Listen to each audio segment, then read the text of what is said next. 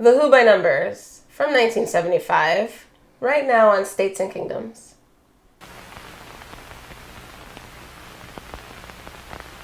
The Who by Numbers. What an album. Whew. It feels like this is a little bit of an overlooked Who record, and I think it is. Could be. Isn't it? No one talks about it, so yeah, sure. You know, this is one of our favorite Who albums. Yeah. You know, when you started listening to The Who, and it was you. It was me. And then I started listening to The Who. Then it was you. It was Tommy, Who Sell Out. Then this. And then this. Pretty sure this was the third album I listened to. Yeah, no one cares. I don't care. You started. But, you know, so the, but this was very early, and I really, really connected to this album. One thing, I mean, you know, it's not just, say that, objectively, I think this is a phenomenal record. Oh yeah, I love it. And I would actually argue that this is sort of the peak of The Who. Swan song. As a foursome. You know, because I think you could definitely make the argument Keith never drummed as well as he does on this. Yeah, they're all in like top form still. And as much as I love Who Are You, this is just really good. Yeah, Who Are You is great. This is really, really good. But yeah, I think as just for the four of them, this is their peak. Yeah, they're still in their prime. Mostly just because of Keith. But still, I mean, you know, so the drumming on this is still top notch. Yeah, it's really good. Complicated and ridiculous as ever.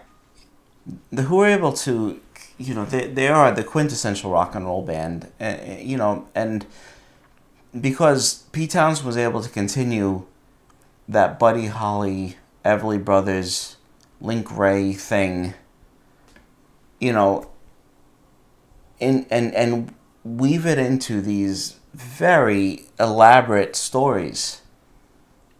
I don't know. I mean, there are better ways to put it than that. No, but no, that's perfect. You know, because there are other bands that started to bring in elements of classical music or jazz, or you know, and bring it into rock and roll, and that's fantastic. But Pete Townsend really didn't change like the structure. essentials. Yeah, yeah. And yet was able to tell these stories. Tommy, Quadrophenia, write these incredible songs. You know, on every album with a quite limited framework. You know, without, you know, bringing in sort of advanced harmony. I don't know how else to put it. Yeah. You know, jazz harmony or you know. Yeah, complicated triads. Whatever it is. Complicated triads. No, but you know, he was able to do that, and because of that, the Who are rock and roll to the pure. extreme, and the Beach Boys are kind of too. Although Brian did definitely have more advanced sort of complex. concepts, yeah. But the Beach Boys and the Who are very important to me. They're very special. Yeah, let's make it about you. It's all about me. And they're very special. Me. Yep, me. No, they are a very special group. For me. Whatever. And I think for a lot of people. No, of course. They were so. If you're out there, but this let's be friends. Because you know, with the Who, there isn't sort of the orthodoxy that you find with some of the other bands, the Beatles, the Beach Boys. Like within the fans. Yeah. Among the fans. And this album is, some people love it, some people don't think that highly of it. A lot of the songs on this seem to be about, you know, kind of a midlife crisis in a way. Touring. Questioning, you know. Now, you know, for Pete, of course. Although he has at times said it's not really. But it is, isn't it? And at other times he's hinted that it is. Pete Townsend he's difficult to pin down. Sure is. This is like, if you take this and then Who Are You? Like, this is like the questioning, oh, I'm getting older side, and the Who Are You is like I'm old and mad. Yeah, a little bit. But however much I booze, that's the kind of song that Roger wouldn't want to sing. And I makes sense. Yeah. He's like, I'm running all the time. It just reminded me though. Well, just quickly, Squeezebox is a brilliant song. How catchy. Yeah, it is. Dream from the Waist is beautiful. I love that song. It's great. It's an amazing song. Imagine a Man is beautiful too. That's an incredible song. You're going very fast. John Entwistle is my favorite bass player. He really is. No, and he's mine too. He was phenomenal. Success Story is perfect for him. That sardonic wit classic that he always John had. Entwistle song. I'm trying to. I just want to get to. Someone said there was every time we do these things, I do a quick search on the internet. Yeah. And, what are the people saying? And I saw a Rolling Stone review. A small publication. Very recent. It was written in 1975. It's recent to me. Never read it. I'll just say. Yeah. It was kind of denigrating Mr. Daltrey. Yeah, he said something about, Roger Daltrey is often flat, emotionally and musically. Yeah, wrong and wrong. How could you say that?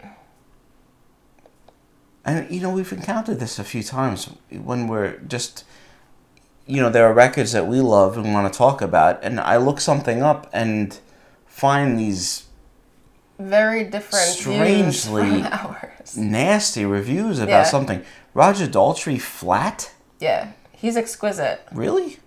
Yeah. I never even thought anyone... I had no idea anyone could ever think that. No. He's such a wonderful frontman. Always on. I mean, just like perfect. Never makes a mistake. Just nonstop energy and passion. And his vocals are amazing. All the time. His live performances are impeccable, and his singing of Pete Townshend's songs are also impeccable. I'm not sure where that came from. I'm sure people Jealousy. Could look that up. It's very strange, and it just music critics. That wasn't the same review that was saying that Pete Townsend sings more on this album than ever before, and he does such a better job than ever before. He says something about, I think he says he sings "They're All in Love," which he doesn't. And he got a song wrong. He doesn't sing that. That's Roger.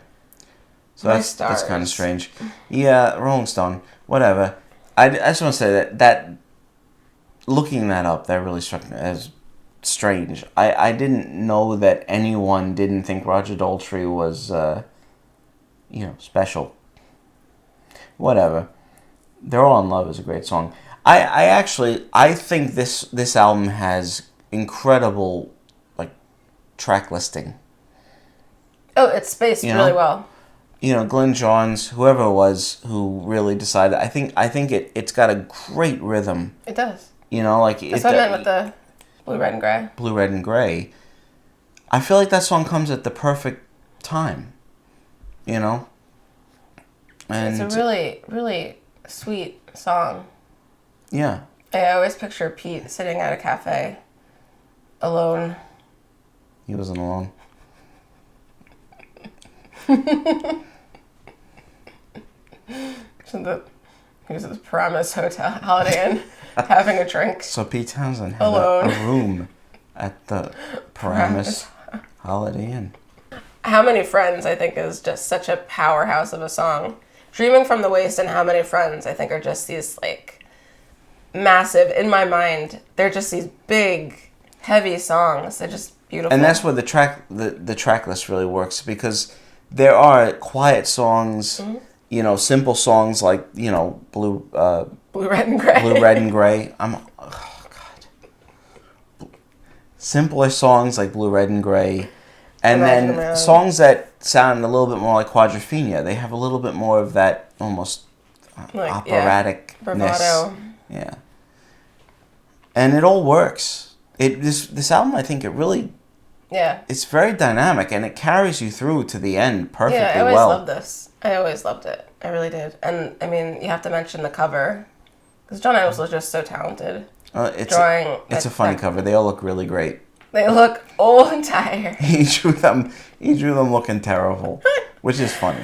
I love it. I always love the cover. It's awesome. John Entwistle is just such a special dude. Yeah, he really was. The Who in the 70s had an incredible run of albums, and certainly this is part of it. I mean, like, they yeah, everything about it. They're still, like we said, top form. The songs are awesome, solid. The performances are wonderful, musically, everything. The instrumentation, the way they're playing. It continues everything that they were doing before. Yeah. Yeah. I think this is a great follow-up to Quadrophenia, because Quadrophenia is just so grand and, obviously longer. Yeah. And this is just as great, just as solid. It's not any kind of downturn for them. It's just simpler. Different. Yeah, exactly. It's just and a little bit in of a some return. ways, so that it seems almost like a return to Who's Next, but it sounds more like Quadrophenia. Yeah, it's a great blend. It's it's the Who. It just sounds like them. It's just perfect. Thank you so much for watching. Hope you enjoyed our brief discussion about the Who by numbers. Please make sure to leave a comment. Let us know what you think. And make sure to like and subscribe if you're not already subscribed. And remember, there are videos coming at you from States and Kingdoms every Monday, Wednesday, and Friday.